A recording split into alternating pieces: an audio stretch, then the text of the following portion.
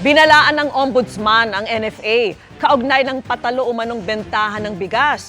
Ibigay na raw ang mga dokumentong kailangan para sa investigasyon nito. Nakatutok si Bernadette Reyes. Sa kabila ng subpina mula sa tanggapan ng Ombudsman, hindi pa rin ito nakukuha ang lahat ng dokumentong kailangan nila mula sa NFA kaugnay ng kinikwestyong paluging bentahan ng bigas. Kaya babala ng Ombudsman, nakuha lang namin ito sa pakikiusap sa diplomasya.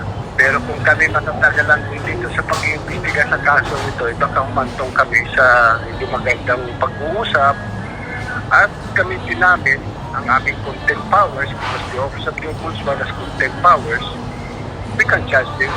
sa kapihan sa Manila Bay, sinabi ng Department of Agriculture na may utos na si Secretary Francisco Chu Laurel Jr. sa bagong talagang officer in charge ng NFA na si Larry Lacson para makipagtulungan.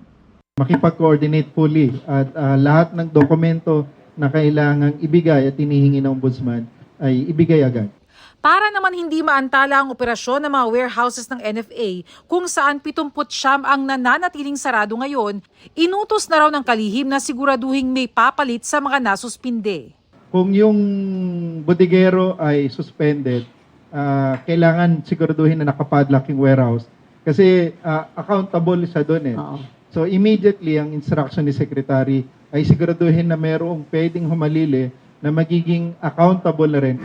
Ayon sa Department of Agriculture, nasa 288 ang mga warehouse ng NFA sa buong bansa. Sa kabila ng mga nakakandadong warehouse, nasa 169 ang regular na nagbubukas.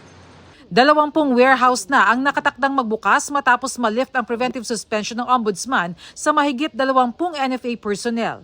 Pero para sa Agri-Party List, nakakaapekto na sa mga magsasaka ang mga saradong warehouse dahil bumababa na ng 2 pesos kada kilo ang bentahan ng palay sa Nueva Ecija. Yung mga warehouse doon sarado, no? And then bumagsak na agad ng 2 pesos per kilo yung farm gate price.